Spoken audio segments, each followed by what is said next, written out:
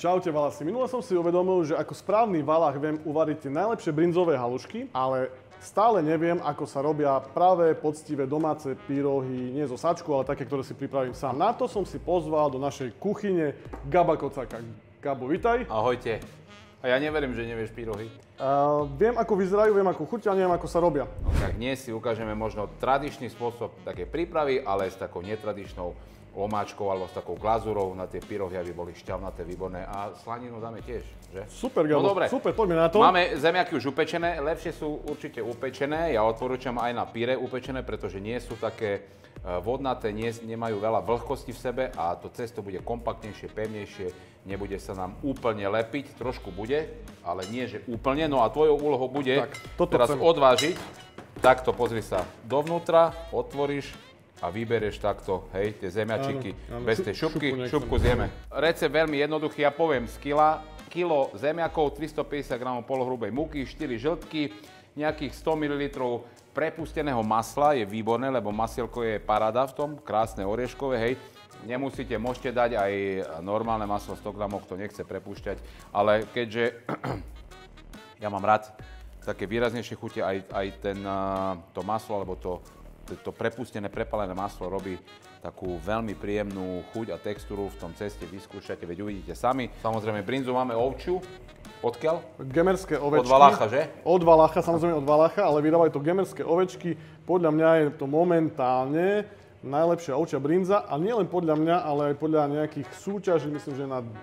Nie som istý, Danubius Gastro, nie som istý, ale vyhrali nejaké proste miesto prvé. Tu je, hej. Takto. Ovčia.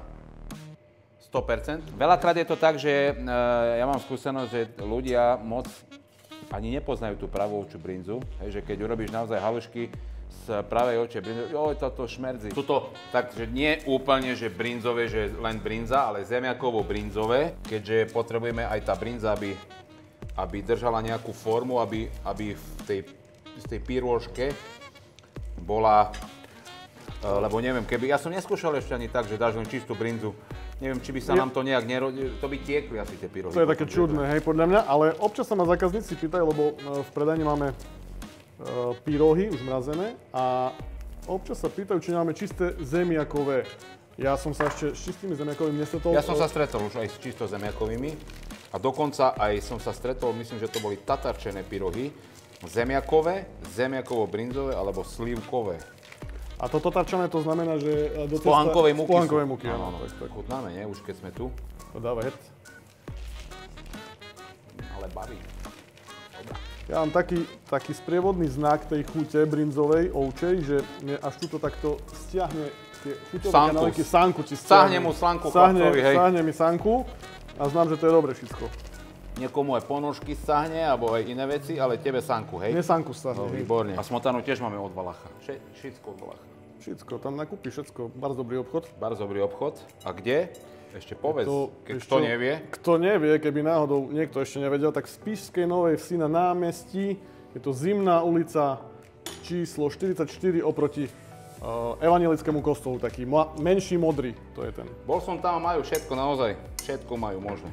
A veľa vecí sú takých, že naozaj, že v biokvalite, alebo že od malých nejakých dodávateľov, farmárov tak by som povedal, od malých dodávateľov v tej takej dobrej kvalite. 500. 500? Určite. 499. Tak ešte trošku. Nechcem Gabovi pokaziť recept, čiže rovných 500. Výborne. Ešte treba povedať aj takú vec, že je veľmi dôležité, z akých zemiakov, s akými zemiakmi pracuješ, lebo sú zemiaky, ktoré sú dobré na šalát, sú zemiaky, ktoré sú dobré na pyre, hej, aby to nebolo, že robíte zo šalátových zemiakov, alebo z nejakých takých, ktoré nie sú dosť také múčne. No dobre, ne? To je paráda, ne? Paráda. Vieš, v obchode, ak predávajú brinzové pyrohy a brinzové pyrohy, a ochutná, že brinza nikde, hej? Že... No lebo to má pár percent. Tu si dal pomer aký, Gabo? Tu som dal, pomer je vždy dobrý. Hoci je... aký pomer máš, vždy je dobrý. Áno, je to tak, vieš čo? Je to... Ja by som povedal tak, že vieš, recept je vždy len nejaký návod.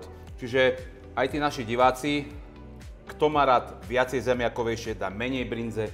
Kto má rád brinzovejšie ako my dvaja, dá viac brinze, ale ja poviem tak, že na 200 gramov zemiakov, keď dáš 100 gramov, čiže 2 k 1, 100 gramov brinze, úplne je to v pohode. Hej, kto má rád viacej, môže dať 1 k 1, nič sa nestane. Tie zemiačky sú tam presne na to, aby držali aj tú brinzu, aby sme mali takú kompaktnú masu, výbornú vo vnútri. Nemali by tam byť hrudky. Tu je pre nás dôležité, aby tam neboli hrudky v tom ceste, aby sa nám neurobila dierka, keď budeme variť, vieš, aby nám nevypadol ten zemiačik, ten kúsok. Náš kameraman Paťo, tiež mu dáme ochutné, že by vedel, že jak chutí. Ja oddelím vajíčka, potrebujeme žltky. Také mám, vieš, ak sa hovorí, keď hlopy varia, tá šicko kuchyňa zadžubaná, nie? No ale fakt, či to vieš. Poprosím ťa, máme tam trošku masla, môžeš pridať, ja ešte pridám trošku múky, kľudne. Tak, pozri, dobre, to bolo takých 20 gramov. Poď. Tak. 2-3 lyžice múky, smelo, masla. Masla. Výborne, pozri sa, tu máme už takú guličku. Je lepšie vždy nechať od takých 20-30 minút odstať. A poviem, že je lepšie oveľa robiť, keď tie zemiaky upečiete a necháte ich, napríklad upečiete si ich ráno a dávate tam nie úplne, že teplé zemiaky, hej. To cesto je oveľa lepšie, kompaktnejšie. Tak, odrežeme taký kus, hej. Pozri, že to cesto, vidíte aj vy, že nelepí to cesto vôbec, hej. Perfektné, hej. Vždy je lepšie nechať odležať to cesto, hej. Nech trošku sa ukludni. Vieš, ty keď z diskotéky si prišiel ráno taký roztrasený, tiež treba vyspať, nie? Aj cesto potrebuje. Si pána, jakú máme veľkú onu, nie? Kúkaj tu. To na veľa pyrohov je. Tak, hej. Vidíš, že to cesto sa dá pekne rozvalkať, hej. Máme tu takéto mašiny. S týmto vykrojíme. Tak, pozri. Hej. Kúkaj tu. Nie, aby neboli úplne, že hrubé, ale ani úplne tenké, hej. To cesto vieme použiť ďalej. Toto má také 2 mm. No, 2-3, tak. 2 mm je OK. Odoberieš. Doberiem, dáme ho sem. Do mašiny. Máme tu mašinu na to. Kľudne môžeš to cesto. Máš nejakú fintu na to, aby sa ti pri varení neotvorili? Či proste... Toto tu nie je už riskantné, keď ti tá plnka vyjde von? Nie. Nie. Vždy dávaj do vody sol, už buble, len mi nevidíte, Paťo môže ukázať potom, hej. Nevidieť, že už buble, lebo keď dáš do studenej vody, tak zase sa zastaví trošku. Hej, varenie. No, nie to varenie, áno, no nie bod varu, ale ti to spomalí. Ja mám rád, keď takto Keď to takto vidličkou sa, jak stará macer robievali, stará mama. Keď niečo vám odstáva na sebe, odrežte, takto pozri. Neboj sa. Prvá pyroha v živote. Otvor kapúru, sa ti prilepilo. Dobre. Nevadí, nič sa nestalo, pozri, vyklopíme ju. Nemusí sa toho bať. Pozri, aha, nič sa nestalo, hej? Krásne. Nič sa nestalo. Ideme ďalej. Keby náhodou dačo bolo, si to odrežeme takto. Hej, urobíme to na novo. Ja som videl, že zvyknú dávať aj so žltkom potierať, ale ja si myslím, že tie zemiaky sú dosť lepkavé na to, aby sme to uzavreli takýmto štýlom. V tom recepte, ktorý ja ukážem, použijem kopor, ja milujem kopor a kopor a brinza sú akože nenormálna kombinácia. Môžete kľudne aj do plnky pridať kopor, alebo môžete pridať trošku petržlenovej vňate, alebo pečenú cibulku, alebo môžete petržlenovú vňať. A my spravíme to, že my do tej omáčky, kde budeme glazovať tie pyrohy, pridáme čerstvo nasekaný kopor, tu máme čerstvý. Nebojte sa rezať aj tie stonky, tam je najviac chutí, pretože každý to vyhadzuje, tie stonky. No moja drahá vraví, že tie stonky ju kúšu na jazyku. Pozri, aha, tak úplne nadrobno, hej, to musí byť na maličko len, na také, že mini. A teraz ideme na vňaťku trošku. Miro to teraz zavre všetko. Zavrieme. No pozri, aha, parádne. Netlač veľmi? To je ono. Tak, výborne.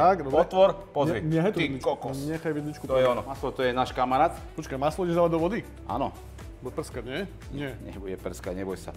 My si spravíme teraz glazúru, alebo tú omáčku. Bol som na majstrovstvách sveta, skončil som 7. V haluškách? V haluškách. To sú aj majstrovstvá sveta? Sú aj majstrovstvá. To vážne? Boli 11, hej. Počúvaj, to som ani nevedel. Skončil som 7, no tak si to...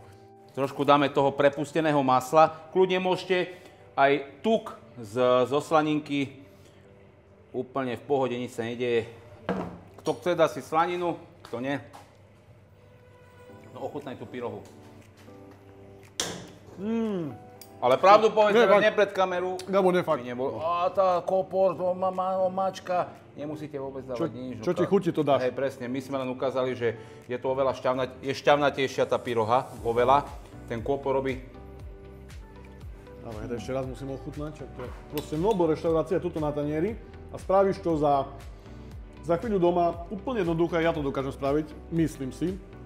Chceli sme aj ukázať, že možno je aj takáto možnosť, nemusíte len kyslú smotanku a trošku slaninky, úplne milujem aj ja tak, hej, len ja mám rád, keď je tam aj omáčka, že môžeš trošku lyžičkovať, čiže kľudne z toho vývaru trošku masla, kôpor, nemusíte vôbec kôpor, stačí len maslo a tá voda zredukovať, môžete tam dať vňať, môžete tam dať kôpor, môžete tam dať cibulku, teda pažitku, čokoľvek, čo chcete, pečená šalvia si viem, ale to sú také akože halúze, hej, že viem si to dobre, prepáč, predstaviť, aj taká fasa slanina masná, nie adidaska, vieš, trošku to rozpustiť a v tom poprehadzovať je... Ja keď som ochutnal teraz tento recept, tak si tú slaninu tam akože vôbec predstaviť ani nechcem. Nie, vôbec nie.